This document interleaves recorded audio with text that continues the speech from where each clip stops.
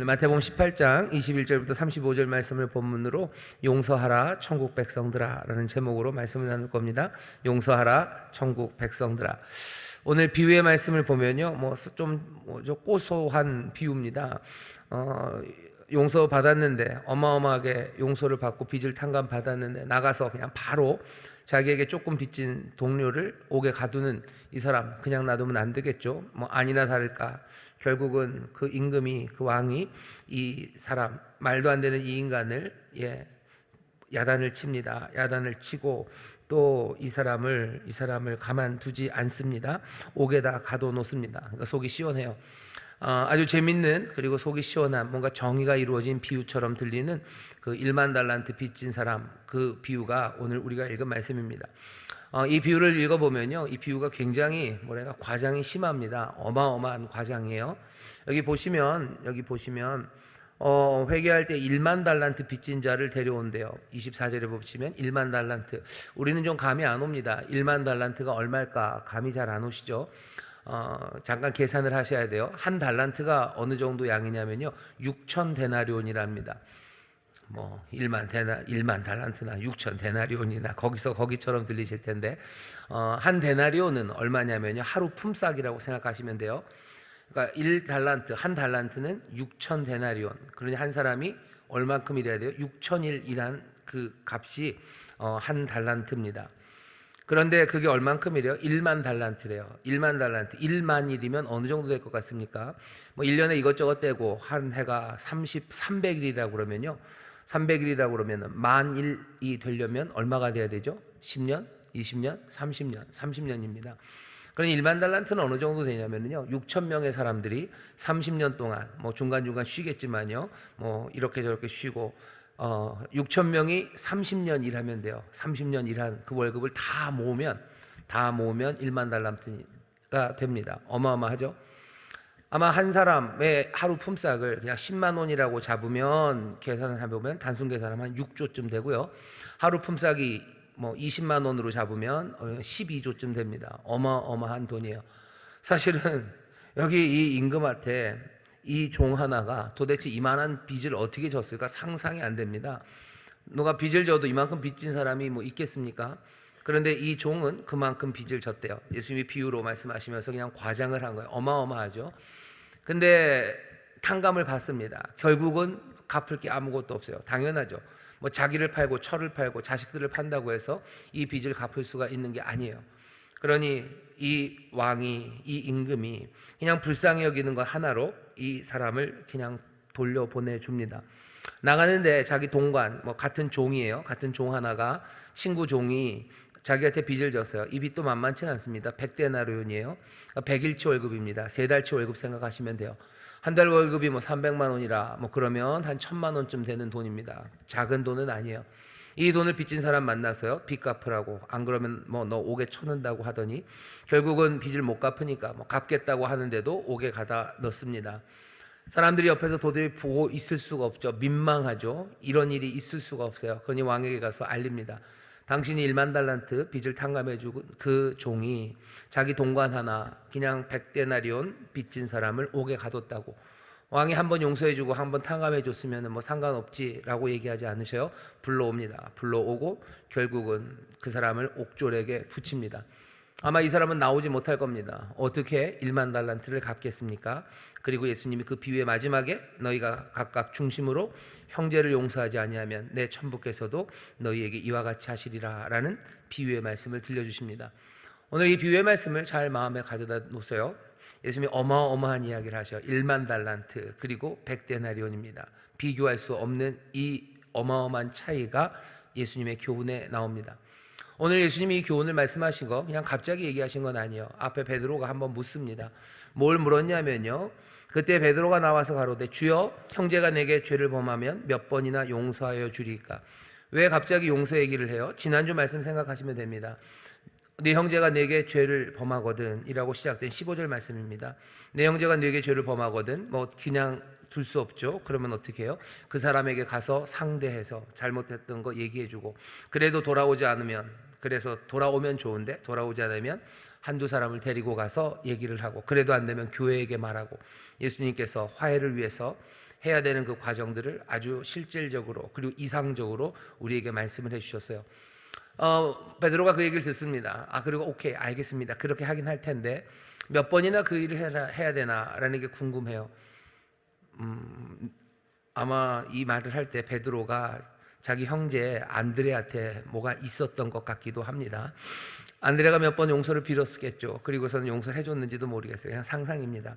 베드로가 물어봐요. 몇 번이나 하면 됩니까? 7번이면 됩니까? 베드로는 사실 뭐 많이 쓴 겁니다. 왜냐하면 뭐 이 당시만 해도 사람들이 용서를 가르쳐요. 랍비들은 몇 번 용서하라고 그러냐면요, 뭐 3번 용서하면 된다고. 뭐 항상 3세판이 굉장히 중요한 것 같고요. 전 세계적으로 3세판이라는 게 의미가 있나 봅니다. 랍비들은 3번 용서하면 된대요. 근데 베드로는 7번입니까? 라고 꽤나 많이 썼어요. 나름대로 자기들은 특별하죠. 랍비보다 훨씬 더 위대한 선생, 주 그리스도라고 고백한 그분의 제자들이니까 랍비들의 수준 아니면 랍비들의 제자 수준이랑은 좀 달라야 된다고 생각했던 것 같습니다. 그러니 7번이라는 대답을 뭐 예수님에게 말씀드리면서 그래, 그 정도면 됐다라는 대답을 기대한 것 같아요.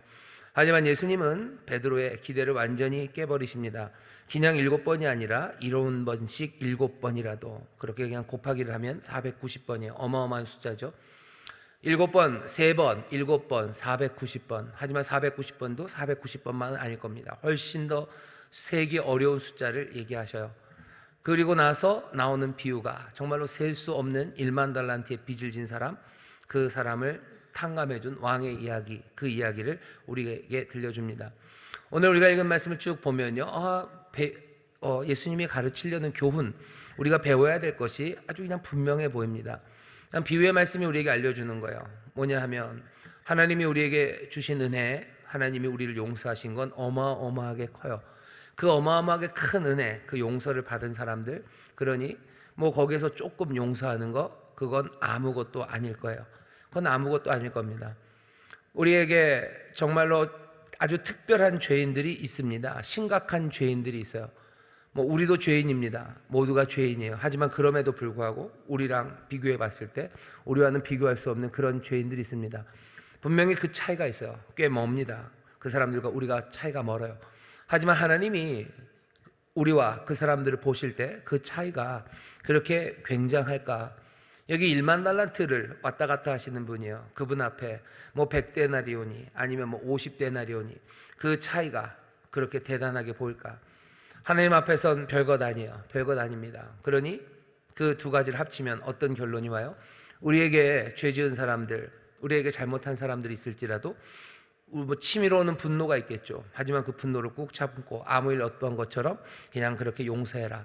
하나님 앞에 용서 많이 받았으니 너희 용서해라 라는 교훈이 오늘 본문에 있는 것 같습니다. 이 교훈이 틀리지 않아요. 이 교훈도 잘 마음에 담아두실 필요가 있습니다. 우리가 우리에게 죄 지은 사람들을 보면요, 너무 특별해요. 우리에게 준 상처가 너무 커요. 어마어마합니다. 하지만 정말로 하나님이 우리에게 주신 은혜가 크고 또 놀랍기에 우리가 그 은혜 받은 사람으로서 은혜에 그 은혜를 가득 담은 사람으로서 받은 은혜를 나누어 줄 수 있습니다. 그러니 용서할 수 있어요. 용서받은 사람들 용서할 수 있습니다. 여러분들, 우리가 용서하는 일이 쉬운 일이 아닙니다. 하지만 하나님에게로부터 받은 그 크나큰 은혜를 생각할 때 용서할 수 있습니다. 아멘을 안 하셔요. 다시 하겠습니다. 하나님에게로 받은 은혜가 너무너무 크니 우리는 용서할 수 있습니다. 아멘. 용서할 수 있다고 믿으시는 분만 아멘. 아멘. 예, 아멘. 아멘. 용서를 마음에 담으셔요. 오늘 설교 지면 용서하라 천국 백성들, 하나님 받은 은혜 그거 생각하셔. 우리가 뭔가 잘못한 게 많지만 하나님 보시기에는 별것 아닐 수도 있어요. 그러니 용서할 수 있습니다. 하지만 그것만 있는 건 아닙니다. 오늘 본문을 보면 베드로가 했던 질문을 잘 보시면 돼요. 베드로가 7번입니까? 라고 질문을 합니다. 용서의 시도의 횟수에 대해서 물어봐요. 그리고 예수님은 거기에 대해서 어마어마한 숫자를 가져다 놓습니다. 이 얘기는 무슨 얘기예요? 용서하는 일, 정말로 화해하는 일, 그 일을 포기하지 말라는 겁니다. 느낌이 조금 다르죠. 하나님 받은 은혜가 많으니 용서해라. 오케이, 좋아요. 하지만 오늘 본문이 말하는 바는 용서하려는 시도, 화해하려는 시도, 그 시도를 포기하지 말라고 얘기하시는 거예요. 결국은 같은 얘기 아닙니까? 받은 은혜가 많으니 용서할 수 있는 것 아닙니까? 아니요, 같지 않아요. 그냥 느낌이 훨씬 다릅니다. 하나님 앞에 받은 은혜가 많아서 내가 용서해야지라고 생각하면 그냥 용서할 수 있지만, 오늘 예수님이 우리에게 주시는 말씀은요, 우리의 연약함을 찌르는 겁니다. 어떤 때는 용서해요. 그거 됐죠? 그런데 또 내게 죄를 범합니다. 그러면 뭐 용서하기 싫은 거예요. 용서하기 싫어요. 포기하고 싶어요. 그만하고 싶죠. 그만하고 싶을 때, 용서를 그만하고 싶을 때가 있어요. 그때 포기하지 말고 그때도 계속해서 용서하라는 말씀이 어쩌면 오늘 우리에게 주신 말씀이 주는 교훈입니다. 하나님의 사람들이 아무래도 세상 사람들보다 용서를 더 잘하는 거 사실입니다. 아니 그래야 되는 게 또 맞고요. 아니 그래도 뭐 별로 용서하지 않는데요. 아마 그 사람들 잘 보시면 그 사람들 예수 믿기 전에는 그거보다 더 심했을 거예요. 하지만 예수 믿고 천국 백성 되어서 그나마 그만큼 용서하는 겁니다. 예수 믿는 사람들이 다른 사람들보다는 조금 더 착해요. 조금 더 참고요. 조금 더 다른 사람들의 잘못, 그것들을 내가 감수하고 그리고 지나가려고 합니다. 지난주에 배웠죠. 그냥 넘어가는 거 그것으로 되지 않아요. 화해를 만들어내라고 얘기하셔요. 잘못된 악을 그대로 두면 안 됩니다. 어쩌면 그 악을 제거하고 그 막힌 담을 헐고 아름다운 화해를 만들기 위해서 수고해야 되는 것, 그것이 예수님이 우리에게 요구하시는 바예요. 이 일은 만만한 일 아닙니다. 힘들고 어려운 일이에요. 예수 믿는 사람이니 다른 사람들은 생각하지도 못했던 그 일을 시도하지만 예수님 또 말씀하시는 건 뭐예요? 그 일이 쉽지 않아서 시도해요. 시도하고 그리고 멈추고 싶어 합니다. 하지만 예수님 뭐라 그러시는 거예요? 멈추지 말아라 라고 말씀하시는 거예요. 화해하는 일 멈추지 말라고, 용서하는 일 멈추지 말라고. 그게 쉽지 않지만 그거 끝까지 도전하라고 우리에게 지금 주시는 말씀입니다. 한 사람 용서하는 것도 만만치 않은데 그 일을 멈추고 싶을 때 그때마다 오늘 이 말씀 기억하셔야 돼요. 70번씩 7번씩이라도 해라. 계속해서 우리를 부추기고 또 우리를 밀어내는 하나님의 말씀입니다. 하나님의 용서를 어떻게 하셨는지 보시면 돼요. 하나님 은혜가 많으시죠. 그러니 죄인된 우리들을 용서하십니다. 화해를 만들기 위해서 하나님 또 은혜를 베푸시고 점점 더 가까워 오셔요. 하지만 사람들이 계속해서 떠나죠. 하나님 포기하십니까? 포기하지 않으셔요. 신실하신 하나님, 하나님의 열심히 일을 이루신대요. 하나님이 열심히 용서하십니다. 열심이라는 게 뜨겁고 뭔가 폭발적인 힘, 그런 것뿐만 아니라 이 열심은 계속해서 오래 지속되는 열심이에요. 하나님의 사랑이 뜨겁고 크고 화려하고 아름다운 것만은 아닙니다. 사랑을 얘기하실 때 바울이 얘기를 하죠. 사랑은 오래 참아요. 사랑은 오래 참습니다. 모든 것들을 견뎌내요. 끝까지 바라며 그 일을 합니다. 화해를 바라는 일이에요. 용서하며 화해되기를 끝까지 바라는 것, 그것이 사랑이고 하나님이 우리에게 보여주신 용서 그리고 그 사랑의 모습입니다. 사랑하는 성도 여러분들, 용서하고 화해하는 일이 쉽지 않습니다. 하지만 그 일이 멈춰야 되겠다고 생각하는 그때 예수님 말씀 기억하셔요. 멈추지 마셔요. 계속해서 화해와 용서의 목표를 포기하지 않는 여러분들 되시기를 주의 이름으로 축원합니다. 정말로 이 일은 쉽지 않습니다. 이건 도전이에요. 예수님이 마태복음에 여러 가지 사건들이 있는데요. 마태가 예수님의 가르침을 적어도 한 5덩어리 정도 마태복음 전체에다 흩어놨어요. 몇 번 말씀드렸죠? 5장에서 7장 거기 있는 약간 긴 가르침이 첫 번째입니다. 나중에 23장, 25장 가면 또 다른 게 하나 있어요. 앞에 5장에서 7장은 산상수훈이죠. 그 다음에 23장에서 25장은 예수님의 심판에 대한 말씀입니다. 예루살렘에 대한 심판이요. 마지막 심판에 관한 말씀입니다. 이 두 가지 말씀이 도전이 됩니다. 왜? 산상수훈의 말씀을 보면 얼마나 큰 도전입니까? 모세로부터 들었던 율법도 만만치 않았는데 그 율법보다 어쩌면 더 깊은 것을 요구하셔요. 세상 염려로 살아갈 수밖에 없는 우리에게 그딴 염려하지 말고 그의 나라와 그의 의를 구하며 살아가라고 얘기하셔요. 자랑하고 싶은 우리들, 하지만 너 골방에 가서 기도하라고, 구제할 때 사람들 모르게 하라고. 어쩌면 우리의 모든 것들을 뒤집어내는, 정말로 우리의 못남, 어쩌면 우리의 얄팍함을 몽땅 다 뒤집어내는 도전의 말씀이 산상수훈에 있습니다. 마태는 예수님의 말씀들을 우리에게 전하면서요, 다 우리에게 힘든 도전들을 묶어놔요. 짧은 도전들, 짧은 말씀들은 마태복음 여기저기 흩어져 있죠. 하지만 그것을 이렇게 5덩어리로 모을 때는요, 마태가 긴장을 하고 모으는 겁니다. 뭔가 도전이 되는 말씀이에요. 산상수훈이 도전이죠. 어마어마한 도전입니다. 23절부터 23장에서 25장 보면 거기는 마지막 때에 대한 도전이에요. 이 도전도 놀랍고 두렵습니다. 자기들이 생각하는 것들을 다 뒤집어야 돼요. 예수님이 심판을, 그리고 예루살렘과 그리고 마지막 심판에 대해서 얘기하실 때 사람들은 떨려요. 왜? 예루살렘을 위해서 사람들이 하던 일들이 있었거든요. 그 일들 멈추라는 거예요. 어쩌면 싸움으로 뭐 어떻게 하려는 거 그거 멈추고, 어서 너희들 멈추고 하나님 앞에 돌아와서 평화를 만들지 않는다면 예루살렘에는 하나님의 심판이 임한다는 얘기죠. 마지막 그 심판의 날, 해야 되는 일, 하지 않아야 되는 일, 누구는 오른쪽, 누구는 왼쪽으로 갈 겁니다. 하나님 앞에서 정말로 작은 사람에게 한 일 안 한 일 하면서 사람들에게 도전을 주는 거예요. 이렇게 하면서 될 것 같았는데 아니다, 너희들 생각을 완전히 뒤바꾸라고 예수님이 경고하시고 도전하시는 말씀이 23장에서 25장입니다. 중간에 있는 말씀들 보면 10장의 말씀이 또 한 가르침이에요. 기억나시나요? 10장은 예수님이 제자들을 파송하면서 보내시는 말씀입니다. 제자들을 파송하면서 보내실 때 예수님이 권세를 주셔요. 하지만 하이라이트는 뭐죠? 너희들 아무것도 가져가지 말아라. 아무것도 가져가지 말고 너 그냥 가서 그 일 하라고. 그건 얼마나 아슬아슬합니까? 내가 어딘가 가서 주의를 하는데 아무것도 없이 그냥 주님만을 믿고 걸어가서 보내심에 받은 일을 한다는 거, 그건 도전이에요. 챙기고 싶은 것 있고 미리 굴을 파고 싶죠. 도망갈 구멍 만들고 싶고 혹시 못 먹게 되면 뭐 먹을 것 주머니에라도 넣어놓고 싶은데 예수님이 그렇게 하지 말래요. 온전히 보냄받은 사람 그냥 믿음으로 너 아무것도 가져가지 말고 그렇게 가라. 어려운 길에도 가서 너희들 준 그 권한으로, 그 권세로 주의 일을 행하라는 도전입니다. 우리가 읽는 말씀은 여기 18장이에요. 중간에 하나 13장 말씀이 있었죠. 아마 13장 설교하면서 말씀드렸던 것 같은데 모든 가르침의 한가운데 천국에 관한 말씀이 있습니다. 씨앗에 관한 이야기요, 가라지에 관한 이야기요, 천국에 숨겨진 보화에 관한 이야기요, 자라나는 천국에 관한 이야기입니다. 그 모든 이야기들이 우리에게 주는 것은 하나님 나라가 시작이 되었고 그 시작된 나라, 그 모든 것에 그것에 너의 모든 것들을 다 드려야 되는 거고 모든 것을 걸만한 그 나라가 임했다고 우리가 알려주시죠.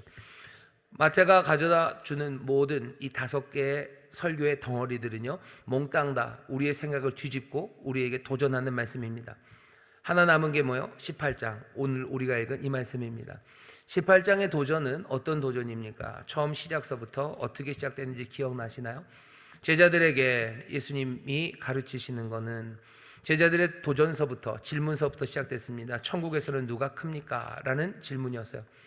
예수님이 도전하시는 거예요. 천국에서는 누가 크냐고 몽땅 다 뒤집으시죠. 어린아이 하나를 가져다 놓고 이 어린아이와 같지 않으면 크고 작시고가 상관없이 아예 천국에도 들어올 수 없대요. 이 어린아이처럼 낮아지고 겸손한 사람, 그 사람이 천국에서 큰 자라고 가르치십니다. 그런 18장의 도전은 뭐예요? 겸손함에 관한 이야기예요. 어린아이처럼 낮아짐에 관한 이야기예요. 이것이 뭐 약간 어거지가 될 수도 있지만 마태가 5개 그 설교를 모아놓은 것들이 몽땅 다 도전입니다.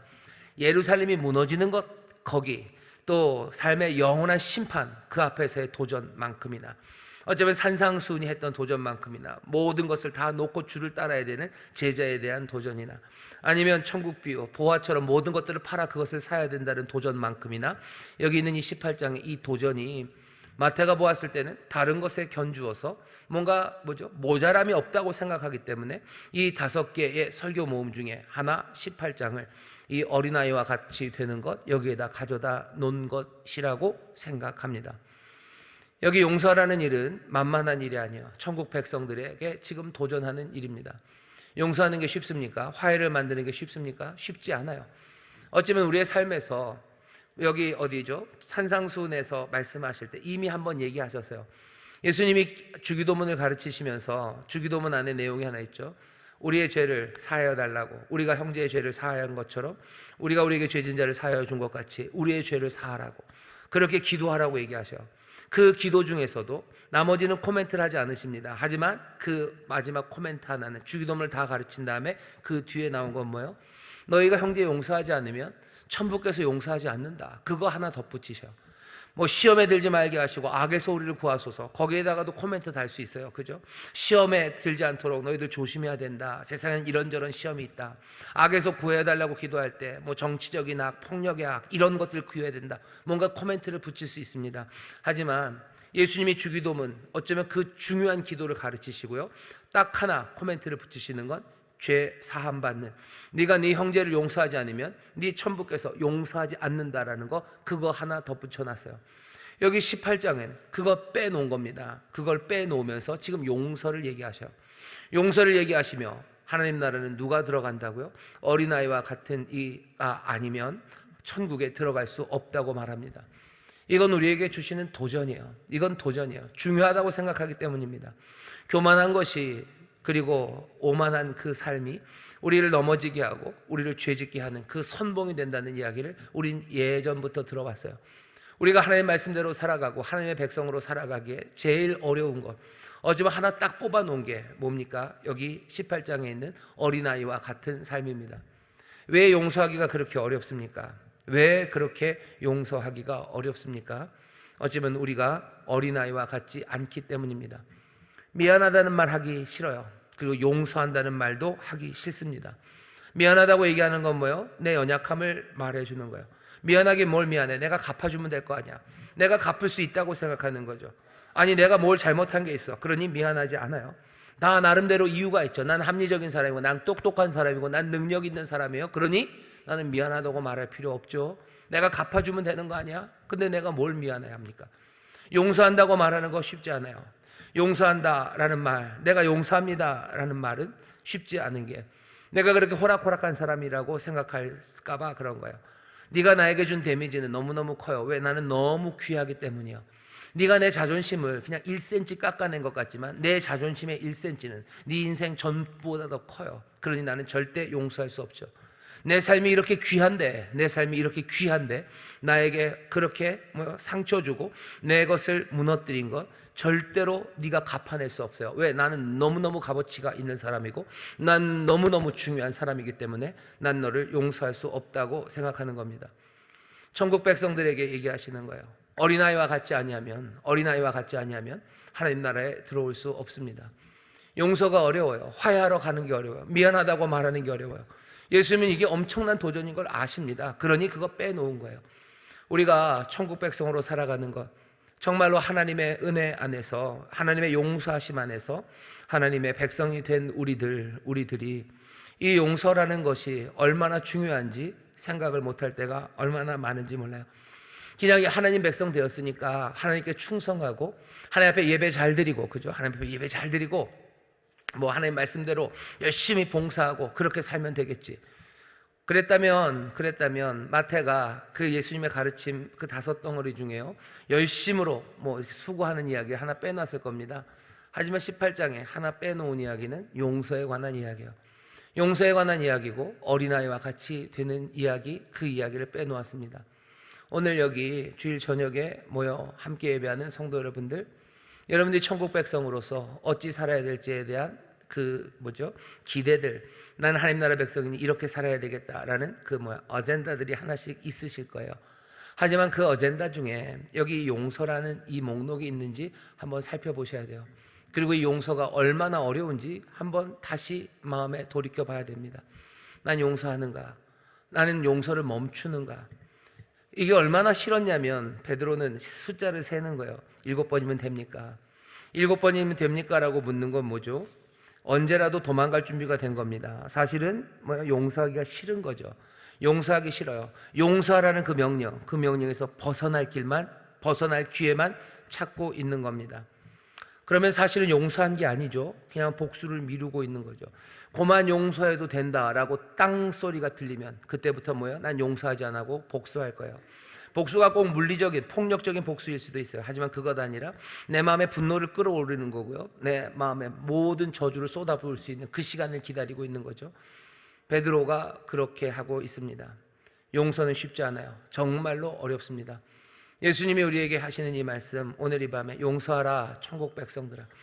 잘 용서가 되지 않거들랑 다시 한번 어린아이와 같지 아니하면 천국에 들어갈 수 없다는 말씀, 그 말씀을 마음에 담아 놓으십시오. 우리가 몽땅 다 뒤집어져서 정말로 새롭게 변화된 어린아이와 같은 사람이 아니면 천국 그곳에 들어갈 수 없습니다. 내가 어린아이처럼 겸손해질 때 내가 용서할 수 있습니다. 내가 겸손한 죄인 되어야 돼요. 용서함 받았다고 해서 여전히 교만한 사람들, 그 사람들은 용서할 수 없습니다. 오늘 본문 보셔. 1만 달란트 탕감을 받았어요. 하지만 여전히 나의 100달란트는 100데나리온은 중요하죠. 여전히 나는 중요해요. 감히 내 것 100데나리온을 뺏어가다니, 그건 말도 안 된다고 생각하는 거예요. 그러면 용서하지 못합니다. 오늘 본문에서 예수님이 우리에게 도전하시면서 용서를 멈추지 말아라. 너 어린아이와 같이 돼서 겸손하게 낮은 자세로 용서하라고 얘기하셔요. 그리고 마지막 경고는 우리가 읽은 본문 35절에 있습니다. 너희가 각각 중심으로 형제를 용서하지 아니하면 내 천부께서도 너희에게 이와 같이 하시리라. 35절의 말씀을 우리는 앞에 비유가 시작됐던 것처럼 시작될 때 있었던 예수님의 과장처럼 그냥 과장으로 듣고 싶어요. 1만 달란트라는 걸 얼마나 예수님이 과장을 하셨습니까? 그 앞에 뭐 70번씩 7번이라는 것도 꽤나 아주 장난스러운 과장이에요. 그러니 마지막 35절도 과장이겠지. 용서하라는 말씀을 뭐 강력하게 전하기 위해서 그냥 덧붙이신 거겠지. 어떻게 우리가 용서하지 않는다고 용서하시는 은혜의 하나님이 우리를 용서하지 않을 수 있겠어? 라고 생각하게 될 겁니다. 여러분들은 35절 말씀을 어떻게 이해하셔요? 예수님의 그냥 수사적인 표현인가요? 용서를 강조하기 위해서 너희가 용서하지 않으면 하늘아버지께서도 너희를 용서하지 않을 거다라는 이 말씀은 그냥 표현, 용서가 중요하다는 걸 알려주시기 위해서 예수님이 그냥 그렇게 말씀하신 말하는 방식인가? 절대로 그렇지는 않을 겁니다. 그런데 좀 너무 심한 것 같아요. 우리가 용서하지 못한다고 하나님이 용서하지를 않으실까? 하나님이 용서의 하나님이시라는데 어떻게 우리가 용서하지 않는다고 하나님이 우리를 용서하지 않으실까? 용서하지 않는 잘못, 그 잘못을 왜 하나님은 용서하지 않으실까? 생각이 꼬리에 꼬리를 물게 됩니다.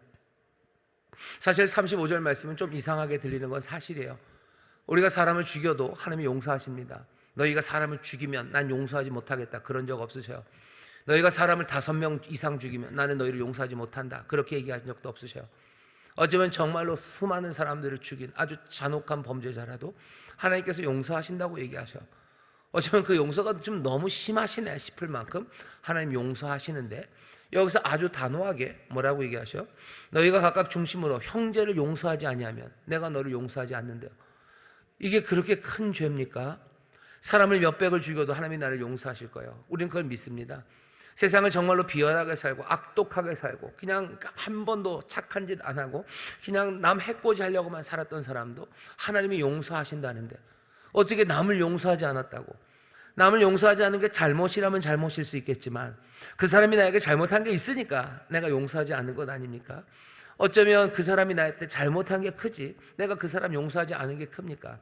나에게 잘못을 한 이 사람은 하나님이 용서해 주실 거예요. 하지만 왜 이 사람을 용서하지 않은 나를 용서하지 않냐고.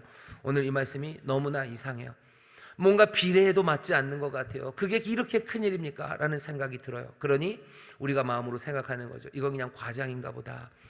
우리가 용서하지 않아도 하나님은 우리를 용서해 주실 거야. 왜? 하나님이 용서하시는 하나님이니까.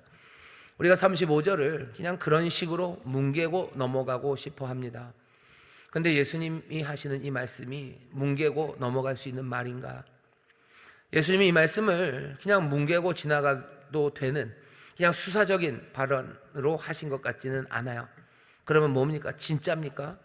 예, 하나님이 우리의 형제를 정말로 진심으로 용서하지 않으면 하나님이 분명히 얘기하셔 용서하지 않으신답니다. 액면 그대로입니다. 하나님이 정말로 그러실까? 아니시겠지. 설마. 몇 번 말씀드렸어요. 사람을 잡는 건 설마입니다. 설마가 사람을 잡습니다. 천국 백성들에게 하시는 말씀이요, 용서해라. 너희가 정말로 전심으로 네 마음의 중심으로 형제를 용서하지 않으면 하나님이 너 용서하지 않는다고 말씀하셔요. 오늘 떨리는 마음으로 이 말씀 앞에 섭니다. 사실은 질문은 계속 생기죠. 이게 그렇게 큰 죄입니까? 설명을 좀 해야 된다면 그냥 이 정도로 설명할 수 있을 것 같습니다. 하나님께서 이 말씀을, 주님이 이 말씀을 지금 하시는데요, 35절 말씀을 그냥 어쩌다 지나가면서 그냥 용서의 맥락에서 과장하며 한 번 하신 얘기가 아니에요. 신약성경 곳곳에서 아주 일관되게 이 말씀을 하십니다. 아까도 말씀드렸죠. 주기도문 가르치시면서 이 말씀을 하셔. 너희가 용서하지 않으면 용서하지 않는다. 전부가 용서하지 않는다 라고 분명히 얘기하셔. 신약 곳곳에 있습니다. 한번 너희가 형제들을 용서하지 않아도 하나님은 너희를 용서하실 거다라는 말이 있나 찾아보세요. 없어요. 없습니다. 너희가 형제 용서하지 않으면 그 다음에 말은 뻔해요. 천부께서 너희를 용서하지 않는다고 일관되게 얘기하셔. 액면 그대로입니다. 오늘 어쩌면 이 용서에 관한 말씀을 우리가 들으면서요, 우리가 떨리는 마음으로 이 마음 앞에 서야 됩니다. 용서하라는 건 우리에게 덕을 요구하시는 것 같아요. 그죠? 훌륭한 사람 되라는 것 같죠? 용서하는 훌륭한 사람이 되라. 근데 제일 끝에 갖다 붙이신 건 용서하는 훌륭한 사람이 되라는, 어쩌면 사람들을 격려하고 이렇게 치열업하는 얘기가 아니라요, 그냥 세상의 어떤 것보다도 무서운 경고의 말씀으로 35절을 마무리하시는 겁니다. 용서받지 못한다, 하나님이 널 용서하지 않는다. 얼마나 지독한 죄면 용서하지 않습니까? 형제를 용서하지 않는 그 사람들을 용서하지 않는다고 얘기하셔요. 쉽게 넘어갈 수 없어요. 일관적이십니다. 액면 그대로 말씀하십니다. 이게 첫 번째, 오늘 말씀을 정말로 심각하게 받아들여야 되는 이유이기도 하고, 우리의 궁금증에 대한, 어떻게 용서하지 않았는데 용서를 받을 수 없을까, 거기에 대한 어쩌면 그냥 설명은 아마 이런 식으로 설명이 가능할 것 같습니다. 우리가 용서라는 건 어쩌면 다른 어떤 것보다도 그냥 하나의 기관으로 연쇄적으로 일어나는 일처럼 생각하시면 좋을 것 같아요. 엔티 라이트라는 신약학자가 있어요. 그 사람이 설명하는 방식입니다. 뭐와 같냐면 폐와 같아요. 용서가 이루어지는 만약에 기관이 있다면 그것이 폐와 같다고 생각하고, 폐를 생각해 보셔요. 우리가 숨을 쉽니다. 숨을 들이마셔요. 그리고 내쉽니다. 우리가 들이마시고 그 다음에 어떻게 해요? 들이마시려면 어떻게 해야 돼요? 내쉬어야 돼요. 하나님이 우리에게 용서를 주셔요. 우리가 용서를 받습니다. 그 다음에 또 용서를 받으려면 어떻게 해야 돼요? 또 받아요? 못 받아요. 숨이 내쉬어져야 돼요. 폐는 들이마시고 내쉬어지는 겁니다. 계속해서 들이마실 수는 없습니다. 하나님 우리를 용서하셔. 용서받은 사람들 용서합니다. 그러면 또 하나님의 용서가 우리 가운데 임합니다. 어쩌면 하나님이 그렇게 만들어 놓으신 것 같아요. 그냥 너희들 용서를 계속 받을 수는 없다. 왜? 용서를 받는 뭔가는 그런 식으로 어떻게 연쇄죠. 계속해서 오고 가는 식으로 가는 것 같아요. 우리가 그것들을 모르고 그냥 용서, 그것도 그냥 다른 것처럼 계속 넣으면 넣을 수 있는 거라고 생각하는 빈 창고라고 생각해서 그냥 내 창고에 하나님의 용서가 계속 차여지면 되는 거고, 내가 그냥 내놓고 싶을 때 내놓으면 되는 거고, 안 내놓으면 안 내놔도 되는, 어쩌면 용서를 주고받는 곳은 창고가 아니라 우리의 폐일지도 모릅니다. 우리가 계속해서 숨을 들이마시고 살 수는 없어요. 내쉬어야 들여마셔집니다. 이 일이 우리에게 익숙하지 않아요. 익숙하지 않습니다. 우리에게 익숙한 호흡이 있고요, 익숙하지 않은 호흡이 있어요. 수영 같은 겁니다. 수영은 숨을 반대로 쉬는 거예요. 수영하려면 어떻게 해야 되죠? 입으로, 배영은 다릅니다. 입으로 들이마시고 코로 내쉬어야 되는 거예요. 제가 수영을 잘 못합니다. 왜 못하냐면 물속에 머리를 박고 있을 때 들이마셨던 숨을 내쉬어야 되는데요, 못 내쉬겠어요. 내쉬었다간 죽을 것 같죠. 그러니 계속 참고 있다 물 밖으로 나와요. 그러니 숨은 여전히 있습니다. 숨을 쉬어야 되는데 숨이 서집니까? 안 쉬어져요. 그러니 그냥 고개는 들어갔다 나갔다 하지만 숨은 한 개도 못 쉬는 거죠. 왜? 내쉬지를 않았기 때문이에요. 사실은 내쉬고 반대로 물 밖으로 나왔을 때 빨리 입으로 숨을 쉬어야 되는데 또 그때는 또 코로 숨을 쉬는 거예요. 그러니 코로 물 들어가고 이래저래 안 됩니다. 그냥 엉망이 되는 거예요. 우리가 호흡을 잘 몰라요. 우리가 용서를 잘 몰라요. 용서가 어떻게 되는지 잘 몰라요. 내가 내쉬고 들이마셔야 되는 건데, 내가 용서하면 하나님이 나에게 용서하시는데, 그럼 그때부터 내 삶이 편해질 텐데 그걸 모르는 거죠. 내가 내 형제를 용서할 때 하나님이 내게 주신 용서가 들어옵니다. 그러면 나는 아주 편안하게 그 다음 용서를 할 수 있는데 이 호흡을 못해요. 내쉬지를 못하니 내 안에 하나님의 용서가 긴가민가 하는 거예요. 내가 용서하기 시작할 때 하나님의 용서가 뭔지를 내가 압니다. 내가 용서하기 시작할 때 하나님의 용서, 그 용서가 내게 임했다는 걸 내가 알기 시작하고요, 그 용서 가운데, 그 1만 달란트의 용서 가운데 나는 얼마든지 100데나리온이건 아니면 수천의 데나리온이건 나는 그것들을 용서하며 살아갈 수 있건만, 우리는 그 순환을 뻐그럭거리는 거예요. 그러니 우리에게 그냥 경고처럼 말씀하시는 겁니다. 한 번이라도 제대로 숨 쉬라는 거죠. 너희가 형제를 용서하면 너 하나님이 용서하실 거다. 너 용서하지 않으면 하나님의 용서 임하지 못한다. 그러니 빨리 어서 용서하라고, 용서하는 귀길로 나오라고 우리를 도전하는 겁니다. 천국 백성들, 여러분 용서하십시오. 용서하셔요. 하나님 내가 용서할 수 있게 해주세요 라고 너무 많이 기도하지 마시고 어떻게 하셔요? 용서하셔요. 화해를 만들기 위해서 지난주에 배웠죠. 가서 얘기하시고, 화해를 만들기 위해서 얘기하시고, 용서하시고, 그리고 가서 미안하다고 얘기하시고, 그렇게 숨쉬기 시작하셔야 됩니다. 그래야 우리가 편안하게 살 수 있어요. 숨 못 쉬고 편안하게 사는 사람이 있습니까? 마음에 칼을 품고 잘 살 수 있습니까? 용서하지 않고 잘 살 수 있습니까? 대한민국이 왜 분노와 미움 가운데 어쩔 줄 모르고 길을 잃어버리고요, 세상에 소망이 없고 세상에 평안이 없는 건 왜 그런 거죠? 용서하지 못하기 때문이요. 정말 용서하지 못하기 때문입니다. 정말로 용서가 가능하다면 우리가 용서를 들을 때마다 드는 생각은 뭐야? 용서할 수 없어요. 절대로 용서 못합니다. 그 생각이 여기에 있는 거예요. 그러니 도전이죠. 다른 사람들은 몰라도 천국 백성들을 용서하는 겁니다. 용서하라고 얘기하셔. 어떤 사람은 무슨 누구죠? 무슨 이재명 그 사람을 용서를 못해요. 누구는 윤석열 그 사람을 용서를 못해요. 김건희를 용서를 못해요. 누구를 용서를 못해요. 저 당을 용서를 못해요. 절대로 용서 못하죠. 절대 용서 못하죠. 잘못한 게 있는데 어떻게 용서합니까? 그 일이 우리를 모두 숨 막히게 하는 거예요. 숨 쉬지 못하게 하는 거죠. 대한민국에 어떻게 하나님의 나라가 임하겠습니까? 용서할 때요. 그 용서의 숨이 내쉴 때 하나님의 용서가 우리 가운데 임하며 숨 쉬어질 겁니다. 막막하시죠? 그 일이 일어날 수 있을까? 그 일이 일어나지 될까? 하나님의 나라가 이 땅에 임하는 것이 어려운 것은 아마 그래서일 겁니다. 그러니 먼저 어떻게 해야 돼요? 하나님의 나라가 먼저는 믿음의 사람 안에서 이루어지기 시작해야 됩니다. 믿음의 가정 안에서 이루어져야 돼요. 다른 데서는 아니어도 이 믿음의 가정 안에서 용서가 시작될 때 여기 숨 쉬는 이 제대로 된 숨이 오고 가는 겁니다. 하나님의 용서 그리고 내쉬는 용서들, 그 편안한 호흡 가운데 사람들은 노래하기 시작하는 거죠. 그 가운데 기뻐하고 즐거워하기 시작하는 거죠. 여러분들 동네 산 위의 동네들이 되셔야 돼요. 우리를 빛으로 부르셨어요. 우리를 소금으로 부르셨어요. 그 용서의 빛을 밝게 빛내는 그런 동네가 되어야 됩니다. 믿음의 가정 안에 용서가 넘쳐나기 시작하고 정말로 하나님의 백성들이 모여있는 이 교회 안에 용서가 넘쳐나기 시작해야 돼요. 용서를 위해서 멈추지 말아야 됩니다. 왜 멈추지 말라고 그런지 아시겠죠? 몇 번 하다 멈추면 그때는 말짱 제자리로 돌아가는 거예요. 숨 못 쉬고 컥컥대고 그냥 짜증나고 죽을 것 같고 그리고 세상이 깜깜해지는 겁니다. 산 위의 동네가 숨겨지지 않는 것처럼 그 등잔을 등경 위에 두는 것처럼 예수님이 우리를 그렇게 부르시죠. 너희가 이 땅의 소금이라고, 너희가 이 세상의 빛이라고 우리를 부르십니다. 용서의 빛을 높이 놓기를 예수님 원하셔요. 천국 백성들 어린아이처럼 정말로 낮아짐으로 내가 너무너무 중요한 사람이라는 생각, 그 생각 내려놓고 뒤집어지면서 천국이 시작됩니다. 용서받고 용서하는 그 아름다운 호흡이 우리 가운데 임하여서 정말로 천국을 살아가는 사람들, 정말로 하나님의 백성, 하나님 나라를 살아가는 그런 사람들 되시기를 주의 이름으로 축원합니다.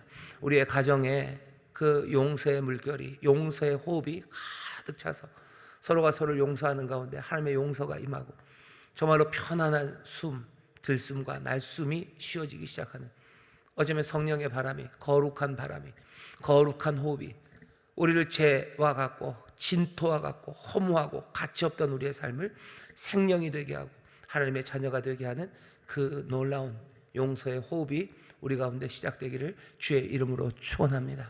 주께서 우리에게 이 도전을 하셔. 이건 어마어마한 도전입니다. 따로 한 파트를 떼어 놓으신 거예요. 이 일이 우리가 하나님 나라 백성임을 증거하는 가장 분명한 자리입니다. 열심히 사는 사람들은 많아요.